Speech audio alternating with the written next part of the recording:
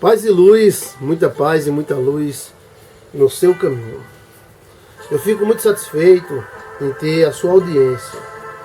Que o Espírito de Deus abençoe a todos vocês, em nome de Jesus. Obrigado por vocês participarem do meu Face. E você ainda que não participa, eu vou deixar o endereço para você participar. Pois bem, estamos desenvolvendo alguns temas que as pessoas nos pedem através do WhatsApp. Um deles é sobre parceiros de Deus. Como deve ser o compromisso do cristão com Deus e a sua obra. Por quê? Como é que se dá esse compromisso? Veio da onde? Começou aonde? Esse compromisso entre Deus e os seus servos financeiro. Então vamos falar sobre finanças, sobre parceiros de Deus. Desde o início da obra de Deus, Deus custeava através do seu povo, né, a obra dele através do seu povo, através de dízimos e ofertas. Então isso vai desde os primórdios, desde que começou. Isso não faz 1 ano ou 2 anos, ou foi a igreja fulana que inventou, ou foi o Papa, ou não. Isso desde o início. Desde Adão e Eva, porque eles ofereciam sacrifícios a Deus. Eva, Adão, Caim, Abel ofereciam sacrifícios a Deus. Em Israel, quando Deus formou a nação de Israel, através do pai Abraão, logo no começo, quando o pai Abraão vivia, antes de formar a nação de Israel, Abraão deu dízimo a um homem chamado Melquisedeque. Este Melquisedeque, nós não sabemos se é anjo ou se é homem. Diz que ele é príncipe de Salém. O nome Salém, tem um lugar chamado Salém, mas o Salém também era descrito como o céu. O céu. Então, ele poderia ser um príncipe do céu, um anjo. Então, Abraão foi e levou para Melquisedeque, né, essa oferta que foi registrada. E lá na frente a Bíblia diz que Jesus Cristo, ele é sacerdote mediante a ordem de Melquisedeque, né? Então há uma emenda aí, houve um mistério aí entre Melquisedeque e Abraão. Então, Abraão já tinha contato com anjos, né? Ou seja, deve ter sentado, conversado, batido papo com ele e entregou o seu dízimo para Melquisedeque. Deus, ele poderia sustentar sua obra de diversas formas. Ele poderia fazer, olha só, Abraão, vai lá naquela pedra ali, Abraão, pega um picarete, uma pá, cava que ali tem mais ou menos 80 quilos de ouro, e você tira e fica rico. Mas não foi por aí. Deus usava uma coisa através de outra para manter a sua obra. Então, o primeiro a entregar o dízimo, que se sabe, foi Abraão. Abraão entregou o dízimo a Melquisedeque, ou seja, foi um grande dízimo para ser registrado. Nem tudo que o servo de Deus fazia, né, era registrado na Bíblia. Existem espaços enormes entre uma coisa e outra, de 10, de 20, de 30 anos. Não é assim, Abraão foi no banheiro, Abraão está tomando banho, Abraão está ali, Abraão está cortando as unhas. Não. Então tem coisas na Bíblia que mostra agora e daqui a 30 anos mostra outra coisa que aconteceu. Só mostra as coisas importantes. Então se mostra que houve o dízimo de Abraão antes de existir lei, é que o dízimo fazia parte de algum voto, de algum princípio que Abraão queria abençoar a sua geração, e para Abraão abençoar a sua geração, ele deu o dízimo a esse cara. Aí alguns teólogos dizem que ele é o príncipe de Salém. E o príncipe de Salém era maior do que Abraão, para Abraão dar dízimo a ele. Dízimo a gente entrega a uma pessoa que é um sacerdote. E o príncipe de Salém era maior do que Abraão, mais sacerdote? Não. Ah, mas anjos precisam de dízimo? Olha, foi alguma coisa que Abraão fez para abençoar a sua geração. E a sua geração foi abençoada. Então encontramos dízimos e ofertas. Quando a nação de Israel se formou, né, dízimos e ofertas em Israel e em outros lugares que possuíam oráculos. Então tudo que era oráculo era sustentado por dízimos e ofertas.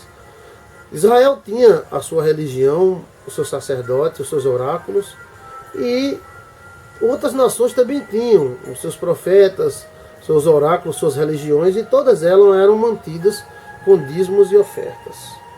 E às vezes até mais. Em outros lugares também. Deus de Israel utilizou este meio mesmo antes de existir a lei. Ou seja, não existia uma lei obrigando ou exigindo a Abraão, para Abraão dar o dízimo. Então o dízimo não é obrigado. Hoje que nós vivemos sem a lei, né, não fora da lei, mas não somos obrigados a dar o dízimo. Mas somos incentivados, e na fé que Abraão teve, nós podemos fazer algo parecido com o que Abraão fez. Abraão deu o dízimo por algum motivo. Proteção, para bênção, para alguma coisa. Você deve dar o dízimo com propósito. E o pastor que receber esse dízimo, ele tem que abençoar, orar, né? Eu sou dizimista também. Todo mês nós tiramos o dízimo. Eu e Alcione distribuímos esse dízimo.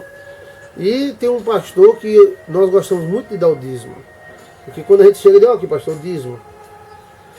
Ele, meu amigo, ele ora, ele profetiza, ele abençoa.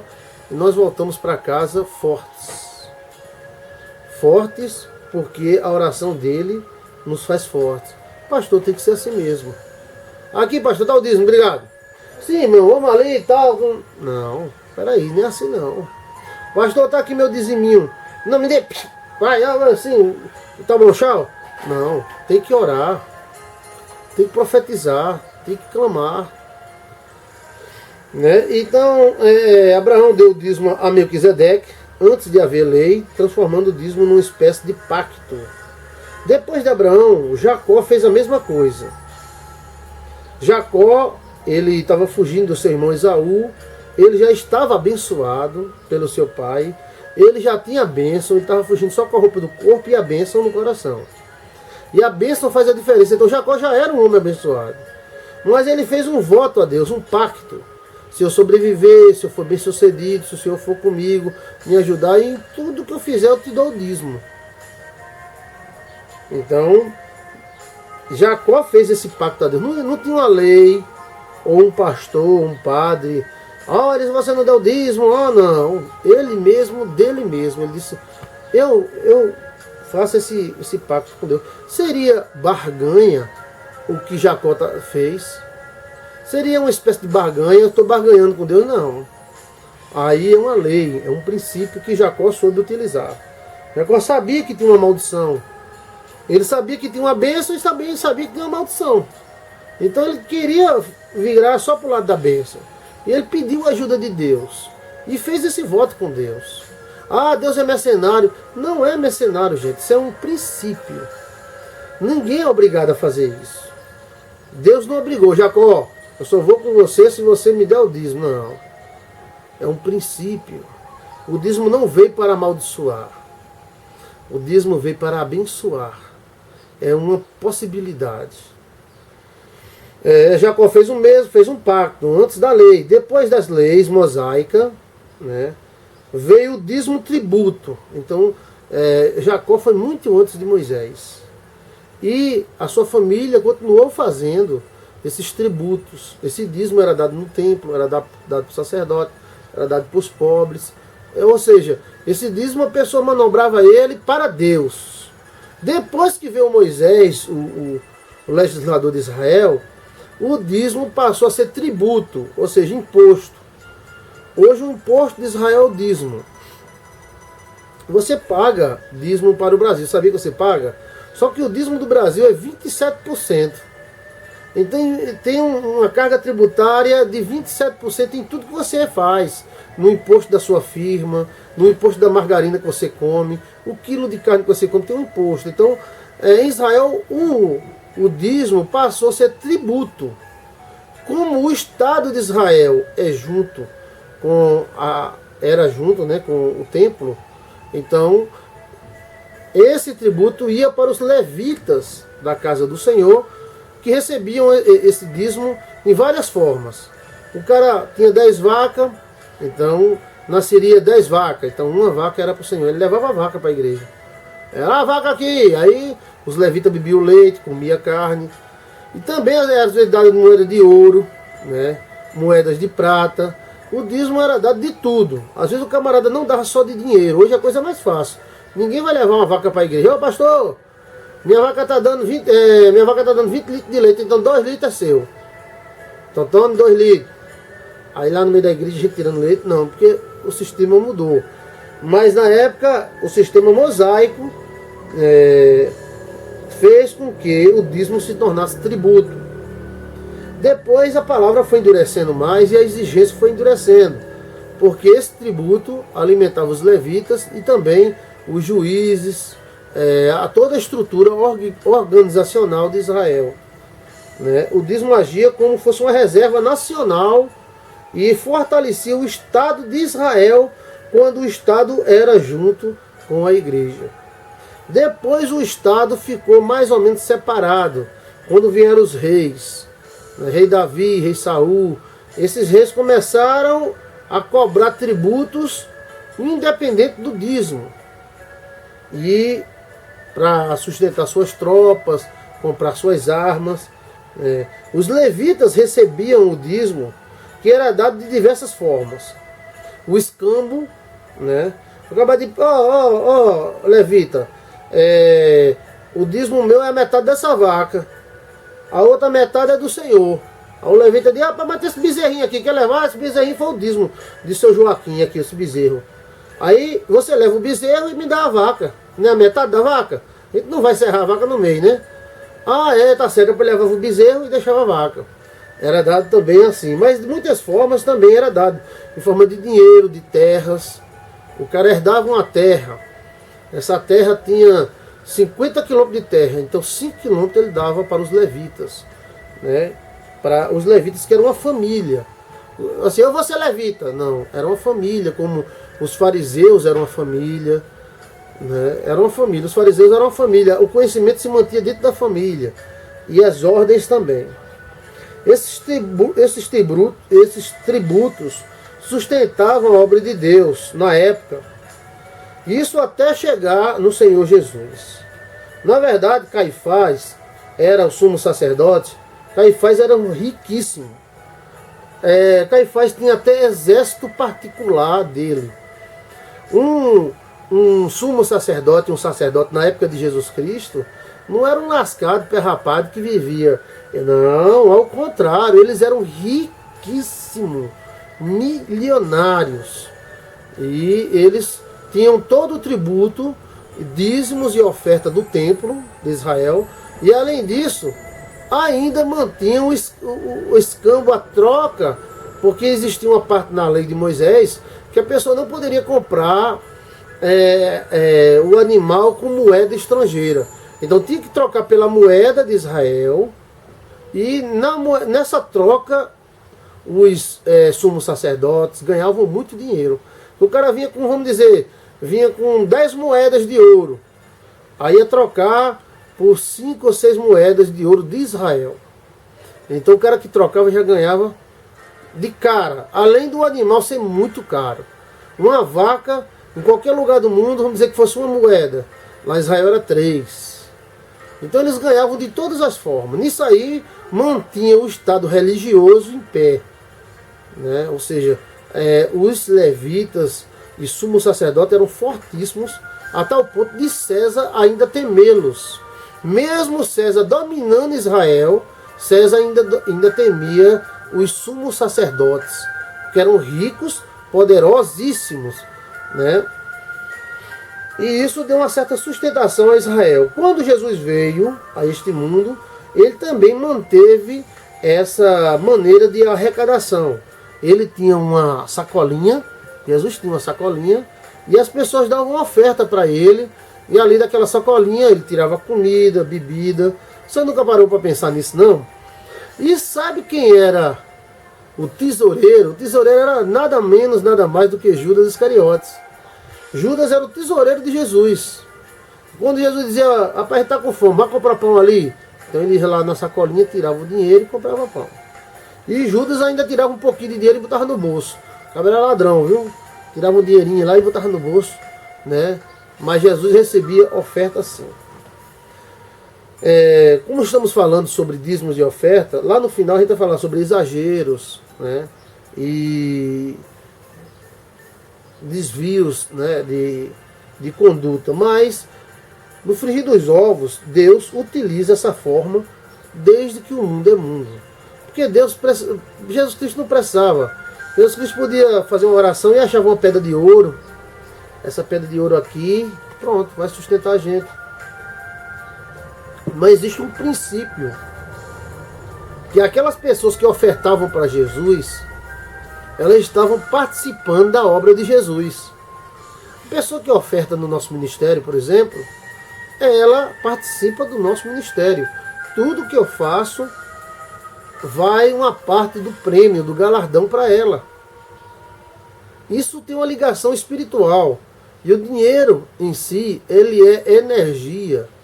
Quando a pessoa manda uma oferta, dá um dízimo, ele está dando um pouco da sua energia para aquela obra. Seja qual for a religião, dízimo na igreja católica, ou em igrejas espíritas, ou várias seitas, religiões, você está participando daquilo. De sorte é que existe uma ligação espiritual entre você e aquilo que você ofertou e está mantendo. O dízimo e a oferta é um meio de você participar da obra de Deus, de querer ser participante. Eu sou dizimista não porque eu dizimo com medo. Eu estou com medo de Deus, Deus vai me lascar, nada, Deus me livre. Ave Maria, não. Mas porque eu quero participar. É uma forma também de você agradecer, nada menos a Deus por tudo que você fez. Não é para você ficar rico. É também porque se você abençoar a obra de Deus e trabalhar e lutar, Deus vai gerar as condições necessárias. Mas é uma espécie de gratidão, uma amostra de desapego. Está aqui, meu Pai, o meu dízimo a Ti, que eu dou de coração, porque eu sou grato por tudo que eu tenho. O dízimo era apresentado por Jesus como justiça. Isso na parábola dos que oravam no templo, e um foi justificado e outro não foi. Ele não aceitou os cambistas, que eram esses caras que viviam dentro do templo, e eles trocavam 10 por 8, né, 10 moedas por 8, 10 por 7, às vezes até 10 por 6. O cara ia comprar um boi para sacrificar para Deus, então esse boi, além de ser muito caro, na troca esses cabas ganhavam muito, muito mesmo. Na verdade, esses cabas são os bancos de hoje. Os bancos que nós conhecemos, eles vieram nada mais, nada menos do que de Israel. Nasceu dentro dos templos de Israel. Aqueles caras que Jesus meteu o cacete e tal, que estavam trocando, vendendo pombas e tal, aquelas pombas eram na goela, meu. Aí Jesus, não é um CDzinho que você vende do cantor. Isso aí é mente fraca. Aqui não é comércio para você vender um CDzinho. Não, um CDzinho do cantor, uma Bíblia. Não é pombas, boi, vaca, não. Eles vendiam e vendiam aqui, ó, na goela, né? E além disso, a troca, já que você não podia comprar, vamos dizer, você vinha com dólar. O dólar vale R$3. Quando você chegasse lá, o dólar valia 1. Ele ganhava o resto. Além de ganhar na vinda do boi. Aí Jesus Cristo não gostou disso. Desses caras vieram os bancos. Os judeus criaram os bancos. São donos dos bancos. Pois Jesus deixou livre essa área para os apóstolos e seus seguidores. Alguns apóstolos chegavam até receber tudo quanto a pessoa tinha para sobreviverem naquela época muito difícil. Então, houve vários apóstolos que combinaram com a igreja de vender tudo quanto tinha para comer em comum.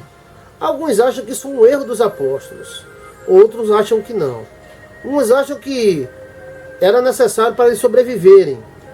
Outros acham que eles ficaram pobres, a igreja de Jerusalém ficou pobre, porque vendeu tudo, comeram tudo e não tiveram mais nada.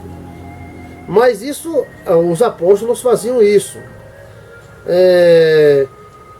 Quem torce pelo time tem que ter coragem de pagar um ingresso. Por exemplo, eu sou corintiano. Você não é corintiano, não? Não. Ninguém é perfeito, né? Então eu sou corintiano. Eu gosto do Corinthians. Se um dia o Corinthians vir jogar aqui no Brasil, na Paraíba, tal, eu vou lá e vou pagar um ingresso com maior satisfação, porque eu gosto do Corinthians. É incrível como às vezes a pessoa gosta de Deus e da obra de Deus, mas não dá nada para a obra de Deus. Eu sei que existem exageros e muitos aproveitadores. Não é poucos, não, são muitos. Mas em meio a tudo isso existe uma estrutura que deve ser mantida.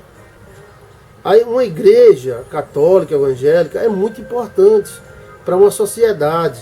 É o padre, é o pastor que ensina a palavra de Deus, que manda as pessoas se aprumar, que tenta ajeitar as pessoas. A figura da igreja é importante. E se a figura da igreja é importante, ela tem que se manter neste mundo.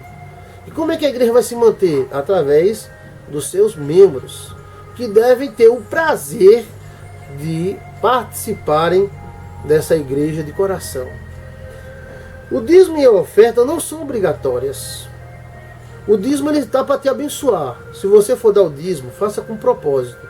Eu dou o dízimo para minha empresa evoluir, eu dou o dízimo de gratidão, eu dou o dízimo como Jacó deu, para o Senhor ser comigo, me livrar das maldições e fazer eu avançar. Faça isso com fé. Agora, eu dou o dízimo porque se eu não der, o pastor vai falar, tá, não dê. Eu dou o dízimo com pena, não dê. Agora, se você der de coração, Deus vai te abençoar. Deus não vai rejeitar, pastor, eu não quero dar o dízimo. Ah, Deus não vai rejeitar você. Você não vai perder sua salvação, não, vai não. Você vai para o céu do mesmo jeito dos outros. Deus não vai lascar você, eu vou lascar meu servo não está. Não, ali, lá em Malaquias, é outra questão tributária. E na época, o dízimo era tributal, era um tributo. E era como se fosse uma prefeitura. Prefeitura sem imposto não sobrevive. Vai pagar como? E os carros, e as empresas. Então, Malaquias falou aquilo ali na lei mosaica. Mas nós não seguimos essa lei mosaica mais. Nós seguimos o que Abraão fez. O que Jacó fez. Deu dízimo por amor. É tão bom você ouvir uma palavra, ver um pastor se dedicando a Deus, salvando as almas, ver a sua igrejinha tranquila. E sem isso não existiria igreja. Ou seja, o pastor ia trabalhar, ia se virar. Eu quero saber, não, fulano está endemoniado. Rapaz, eu estou atrasado para o meu trabalho.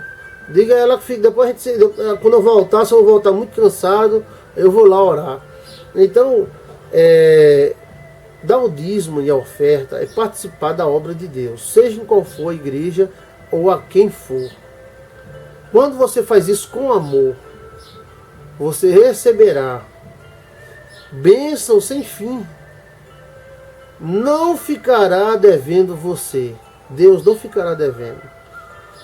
Faça com amor tudo quanto você for fazer, e você receberá os seus frutos. Jacó foi abençoado.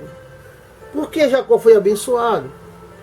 Ele sabia, olha, Jacó foi um homem que lutou contra muitas maldições. E ele sabia que era necessário para ele conseguir uma bênção material, uma ação material. Deus, eu quero arrebentar. Eu estou com esse produto aqui, eu vou vencer. Então, se ora por mim, oro. Não é melhor você fazer um voto, lutar? Já que você quer coisa na matéria, luta na matéria. Jacó quis bênção na matéria. E ele lutou utilizando a matéria. Fez de coração, se o Senhor for comigo, me abençoar, me proteger, certamente de tudo quanto eu tiver, te darei o dízimo. O que é o dízimo e a oferta? A oferta, você sentir do coração dar X, então você dá. E o dízimo é 10% do lucro que você tem de alguma coisa que é produzida. Não é do total. Você tem uma empresa e essa empresa movimenta 50 mil reais. Você não vai dar o dízimo dos 50 mil reais. Você vai dar o dízimo do lucro que você tem. Pastor, eu lucro 2 mil reais. Então é 200 reais de dízimo. A empresa movimenta 100 mil, pastor. Entra 100 mil, sai. Mas ali é o movimento da igreja. Da empresa, no caso. O lucro que essa empresa te dá, e você dá para a igreja. Entendeu? O erro é quando você tenta tirar do todo. Não, não é isso. O suficiente é o seu lucro. Pastor, tem uma empresa que movimenta 10 milhões, então você vai tirar dos 10 milhões? Não. Ela está movimentando lá, a bola está girando. Aí você lucrou X, aí você dá para a igreja e a bola vai continuar girando. E você vai orando e Deus vai abençoando você e a sua vida. Não se sinta acuado. A coisa mais importante que Deus quer de você é a sua vida. É a sua dedicação. Deus te ama tanto. É como um pai. Eu completo o ano e vem a minha esposa, meu filho me abraçar. Isso para mim é o melhor presente. O melhor de você para Deus não está no seu bolso. O melhor de Deus, de você para Deus, está no seu coração. O maior presente para um pai é ver o filho junto a ele. Não é o que você tem. A questão de dízimo e oferta é apenas a parte material do reino de Deus. Porque em tudo que se mexe nesse mundo tem finanças. Nascer tem finanças. Quando você vai nascer, tem que comprar a saída do hospital, isso aqui lá, isso aqui lá, isso aqui lá. Quando você morre, tem caixão, cemitério, tudo isso envolve dinheiro, finanças. A obra de Deus é dessa forma. E o princípio que Deus escolheu para sustentar a sua obra é o povo sustentando a obra. O povo mantendo a obra. Como pastor há muitos anos, eu já passei por diversas situações. Situações onde dirigi igreja que não tinha água cortada. Situações onde dirigi igrejas que chegava ao final do mês e a gente ficava contando as moedinhas para pagar o aluguel. E situações que me emocionaram, como visitar uma pessoa doente, pobre, toda desestruturada, e a pessoa ir lá, pegar R$3, 1, 2, 3, e dizer, pastor, e a mão tremendo, isso aqui é meu dízimo, né?